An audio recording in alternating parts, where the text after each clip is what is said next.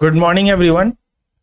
तो आपको पता है कि अपनी इकोनॉमिक्स वाली सीरीज चल रही है जिसमें हम लोग ने बेसिक्स ऑफ इकोनॉमिक्स को कर लिया था और आज उसी सीरीज को कंटिन्यू करते हुए हम लोग डिमांड एंड सप्लाई को भी करेंगे। ओके, तो आज का टॉपिक है डिमांड एंड सप्लाई। बहुत ही इजी वे में बहुत ही अच्छे तरीके से समझाऊंगा।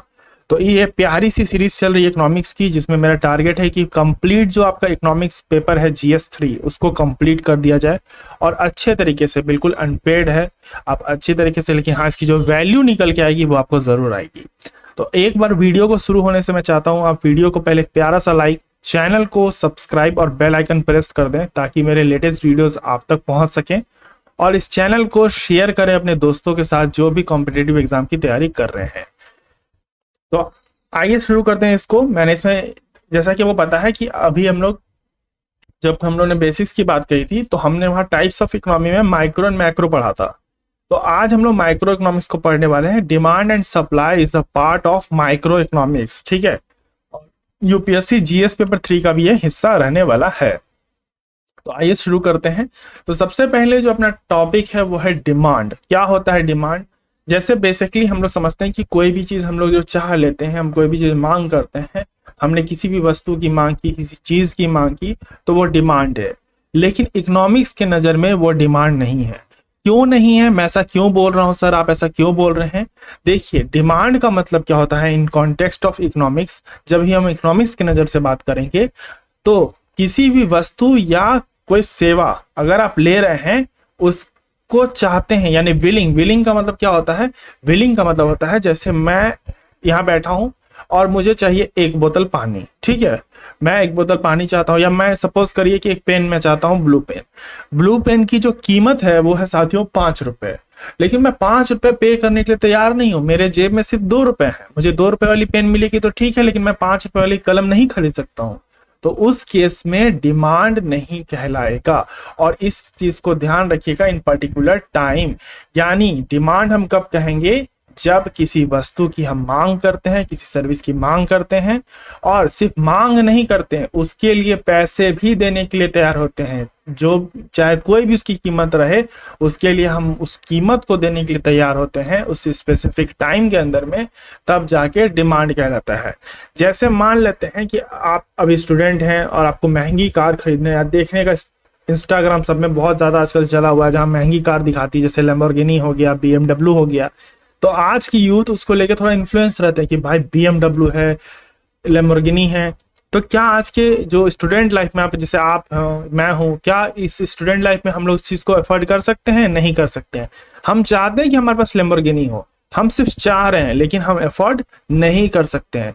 हम भविष्य में चाह सकते हैं और अफोर्ड भी कर सकते हैं, लेकिन याद रखिएगा कि जब हम डिमांड की बात करेंगे तो स्पेसिफिक टाइम को भी कंसीडर करेंगे। तो जब भी मानिए आपने लैम्बोर्गिनी की डिमांड की, तो क्या कंपनी लैम्बोर्गिनी बनाने लगेगी? नहीं बनाएगी। वो ये चेक करेगी कि जो बंदा लैम्बोर्गिनी की डिमांड कर रहा है क्या वो उस चीज के लिए बाय करेगा कि नहीं करेगा।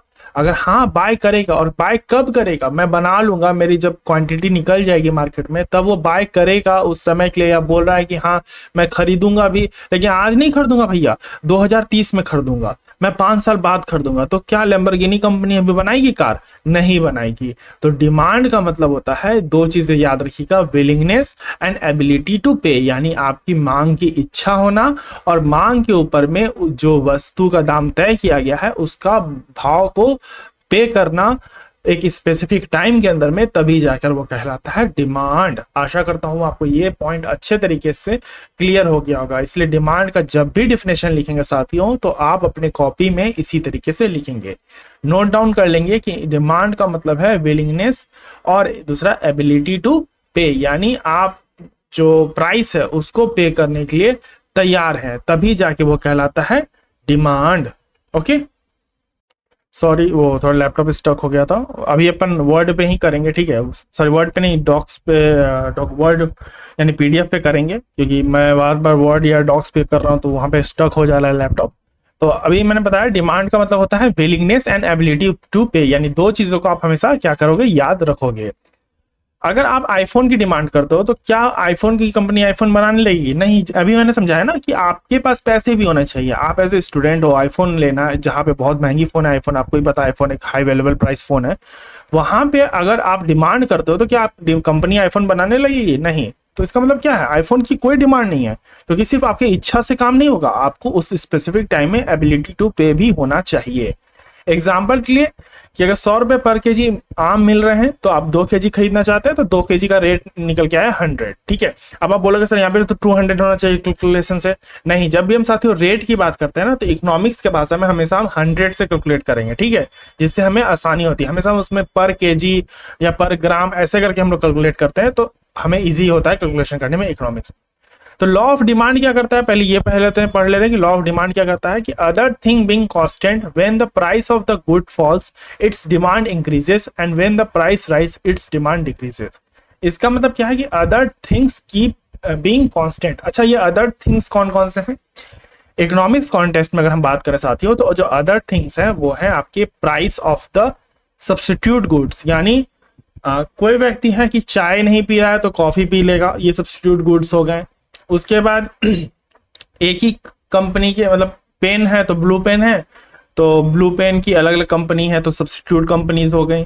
तो बहुत सारे जो फैक्टर्स है इकोनॉमी के, चाहे वो पॉलिसीज हो, अदर चीज, मतलब जो भी अदर फैक्टर्स है जो प्राइस को इफेक्ट कर रहे हैं डायरेक्टली समझ लीजिए, उसको अगर हम सिर्फ कांस्टेंट मान लें कुछ देर के लिए, तो लॉ ऑफ डिमांड ये कहता है कि जब भी हम प्राइस बढ़ाएंगे किसी भी वस्तु का, तो उसका डिमांड जो है क्या होगा, घट जाएगा।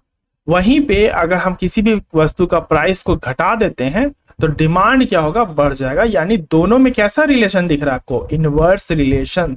इनवर्स रिलेशन का मतलब क्या होता है कि आपस में नहीं बन रहा है, इनवर्स रिलेशन। ओके, जैसे एग्जांपल से समझिए यहाँ पे कि 100 रुपीज प्राइस है, तो हमने 2 केजी किसी सामान की मांग की। 80 रुपए हो गया तो हमने फटाक से 3 केजी की मांग की। 60 रुपया हो गया तो हमने 4 केजी की मांग की। तो जैसे देखिए प्राइस घट रहा है तो हमारा डिमांड बढ़ रहा है। प्राइस क्या हो रहा है यहाँ पे, प्राइस आपको क्या दिख रहा है, घटते हुए दिख रहा है, और डिमांड बढ़ते हुए। यानी लोग को जब चीजें सस्ती पड़ती है तो वो ज्यादा उस चीज का कंजम्पशन बढ़ा देते हैं। रियल लाइफ एग्जांपल से अगर हम बात करें, जैसे पेट्रोल का प्राइस अगर बढ़ जाता है तो लोग जो पर्सनल व्हीकल है उसका यूज कम कर देते हैं और प्राइवेट पब्लिक ट्रांसपोर्ट्स का इस्तेमाल ज्यादा करते हैं। क्यों? क्योंकि जो पेट्रोल की प्राइस है वो ज्यादा उनके लिए महंगी पड़ रही है। अब आप सोचो कि कहीं भी बड़े शहर में मेट्रो वगैरह, इसका आप दिल्ली में चार्ज देखिए कितना कम रहता है, 18-19 रुपए में, 15 रुपए में, 7 रुपए में आपको अच्छा जगह दूरी पे ले जाता है मेट्रो, तो आपको सस्ता पड़ रहा है। तो पब्लिक ट्रांसपोर्ट सस्ता पड़ रहा है इन कंपेरिजन ऑफ जहां आप 50 रुपए का पेट्रोल भराओगे तो मुश्किल से कितना ही दूर जा पाओगे, तो ये महंगा पड़ रहा है। तो आप यहाँ पे कंपेरिजन कर सकते हो। फिर ओनियन की प्राइस, अभी बरसात का टाइम है तो प्याज के दाम वैसे ही बढ़ जाने वाले हैं भैया। तो यहाँ पे क्या हो रहा है कि अगर प्राइस ओनियन का घटता है तो कहीं ना कहीं लोग उसको ज्यादा बाय करेंगे, स्टोर कर लेंगे भविष्य के लिए, क्योंकि प्याज जो है जल्दी खराब नहीं होता है। डिमांड कर्व की बात करते हैं कि अब ये डिमांड कर्व दिखेगा कैसा, डायग्राम की बात करें तो डिमांड कर्व कुछ ऐसा दिखेगा। क्यों? क्योंकि प्राइस और क्वांटिटी में साथियों नेगेटिव रिलेशन दिख रहा है। क्योंकि ये जैसे आप ग्राफ लिखते हो एक्स एंड वाई एक्सिस पे, तो आपको पता है कि ऊपर जब ऐसे जाता है तो इसको पॉजिटिव रिलेशन कहते हैं, वहीं कोई चीज ऊपर से नीचे आता है तो उसे हम नेगेटिव रिलेशन कहते हैं। तो यहाँ पे हमको प्राइस और क्वांटिटी का नेगेटिव रिलेशन दिख रहा है। जैसे जैसे प्राइस को हम घटाते जाएंगे क्वांटिटी बढ़ती जाएगी डिमांड की।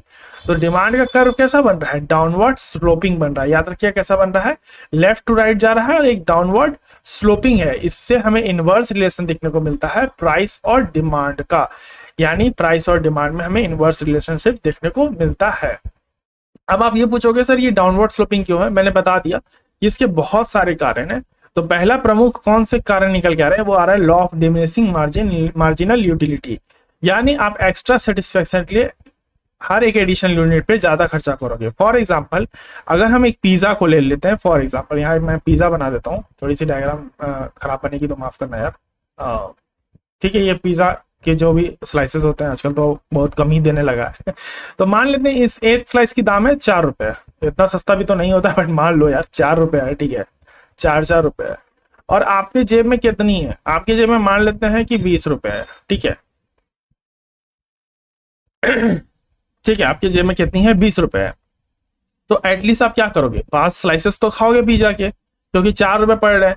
अब इन्हीं को मैं क्या कर दूं, इन्हीं को बढ़ा के मैं 6 रुपए कर दूं तुरंत तुरंत एक एक स्लाइस के, तो आप क्या करोगे, आपका इच्छा भले क्यों ना हो लेकिन आप अफोर्डेबल नहीं है यहाँ पे, अब दाम बढ़ गए, आपकी जेब पे ज्यादा लोड आ रहा है। तो इससे क्या होता है कि आप डिमांड फॉल क्यों करने लगती है, सॉरी प्राइस फॉल करने से डिमांड क्यों बढ़ने लगती है, क्योंकि साथियों जो आप सेटिस्फेक्शन ले रहे हो किसी कंजम्पशन से, जैसे एक स्लाइस ऑफ पिज्जा खाया, आपको लगा आह वाह क्या टेस्ट है भाई, मेयोनीज का टेस्ट बहुत अच्छा लग रहा है, और खाऊंगा एक, तो एक और खाऊंगा, एक और खाऊंगा, भले आपका मन भरने लगा है धीरे धीरे, लेकिन आप डिमांड तो कर रहे हो ना, डिमांड में तो कमी नहीं है। अभी वही पिज्जा जो आप 300 रुपए में खा रहे हो, अभी आप उसको 600 रुपए कर दे, तो आप बोलोगे कि हाँ भाई अगला पिज्जा लाओ, 600 रुपए लग रहा है भैया, नहीं चाहिए हमें, हम 300 वाले खा लिए, मेरा पेट भर गया, अब पेट भी भर गया, मन भी भर गया, मैं निकल रहा हूँ बाहर। लेकिन तुरंत अगर वो बोले कि भैया आपने 300 का खाया, मैं 200 का बेच रहा हूँ, अभी से सेल चालू है, तो आप बोलोगे अच्छा भाई एक लाओ जल्दी फटाक से मेरे लिए। तो भले आपका मन ना हो उसको खाने का, आपका पेट भर चुका हो, पैक करा के ले जाओ, लेकिन आपने डिमांड किया, तो इसके कारण से भी क्या होता है, डाउनवर्ड स्लोपिंग बनता है।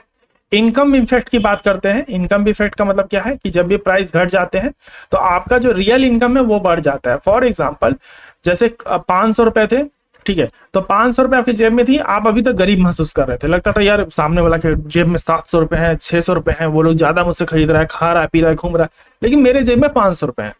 अब वस्तुओं की दाम सस्ती हो गई, आपका इनकम वही है 500, लेकिन अब आपकी रियल इनकम ऊपर आ गई। अब आपको लग रहा है कि हाँ भैया मेरे जेब में भी 500 रुपए, मैं अपने कॉलर को ऊपर करके चल रहा हूँ कि हाँ भाई मेरे जेब में भी 500 रुपए, मैं भी वस्तुओं की मांग कर रहा हूँ, मैं भी खरीद रहा हूँ, मैं भी इंजॉय कर रहा हूँ। तो इससे क्या हुआ, आपका इनकम भी इफेक्ट के आने से भी डाउनवर्ड स्लोपिंग यहाँ देखने को मिल रहा है। सब्स्टिट्यूट इफेक्ट, अगर गुड्स है तो अगर सस्ते हो जाते हैं तो आप क्या करते हो, आप जो एक्सपेंसिव गुड्स है तो उससे शिफ्ट होकर सस्ते गुड्स पे चले जाते हो। जैसे आप देखोगे कि जितना डिमांड आप किसी दुकान में जाके किसी बाल्टी मग या किसी और चीज का नहीं कर पाते हो, उतना एक हर एक माल वाला कमा लेता है। आपके एरिया में भी आता होगा ये रेडी वाला, जो 10 रुपए 20 रुपए में कोई भी प्रोडक्ट चुन लो भैया, सबका दाम 10-20 रुपए है। तो ये क्या है, एक तरह का इंफीरियर गुड्स है। आपको भी पता है इंफीरियर गुड्स का मतलब क्या होगा, ये कमजोर वस्तु जो टूट सकती है, भले उनकी क्वालिटी 20 रुपए लायक भी नहीं हो, लेकिन आप उनको खरीद रहे हो भैया, क्योंकि आपको अभी तुरंत उसको यूज करना है और आपको रेट भी सही मिल रहा है, आप अपने आप को सेटिस्फाई भी करना चाहते हो खरीद के। तो सब्स्टिट्यूट इफेक्ट आने से भी यहाँ पे हमें डाउनवर्ड स्लोपिंग देखने को मिल रहा है। तो ये कुछ 3 कारण है जिससे हमें डाउनवर्ड स्लोपिंग देखने को मिलता है डिमांड कर्व का, और ये सबसे इंपॉर्टेंट कारण है इकोनॉमिक्स के अंदर में। ठीक है, फैक्टर्स अफेक्टिंग की बात करते हैं डिमांड का साथियों। तो क्या क्या फैक्टर डिमांड को अफेक्ट करता है, या फिर हम डिटर्मिनेंट्स भी इसे कहते हैं। तो फैक्टर अफेक्टिंग जैसे प्राइस, अब मैंने बता दी ये तो मेन फैक्टर है भैया, प्राइस जितना सस्ता डिमांड उतना ज्यादा। इनकम ऑफ द कंज्यूमर, अगर कंज्यूमर का इनकम कैसे, जैसे नॉर्मल गुड्स है तो मोर इनकम होगा तो मोर डिमांड करेगा, थोड़ा इंफीरियर गुड्स है तो मोर इनकम होगा तो लेस डिमांड करेगा। क्यों, क्योंकि क्वालिटी ऑफ राइस बहुत लोग है कि मैनेज नहीं कर सकता खाने के मामले में, तो ये भी इफेक्ट कर सकता है। जैसे बोलता है ना सस्ता का 3 अवस्था, तो वो भी कैसा भाई मार्केट में, ऐसा थोड़ी कि बहुत सस्ता बिकने लगेगा तो भी आप खरीदोगे, तो आपको फिर लगेगा कि नहीं उतना अच्छा नहीं है। अब जैसे मैं, आप देखोगे कि टाटा जो कंपनी नैनो बनाती थी कितनी अच्छी गाड़ी थी, लेकिन लोग उसे सस्ती सस्ती गाड़ी बोल बोल के इतना उसको उसका वैल्यू गिरा दिया मार्केट में नीचे कि हाँ भाई एकदम सस्ती गाड़ी है, सस्ती गाड़ी, सस्ती गाड़ी है। तो उससे क्या हुआ, लोग के पास लाख रुपए थे पेमेंट करने के लिए, लेकिन गाड़ी हमारे समाज में एक बहुत बड़ा स्टेटस सिंबल है कि हाँ भैया किसी के पास गाड़ी है तो वो रिच होगा, पैसा वाला होगा, ऐसा एक थॉट प्रोसेस है सोसाइटी के अंदर में।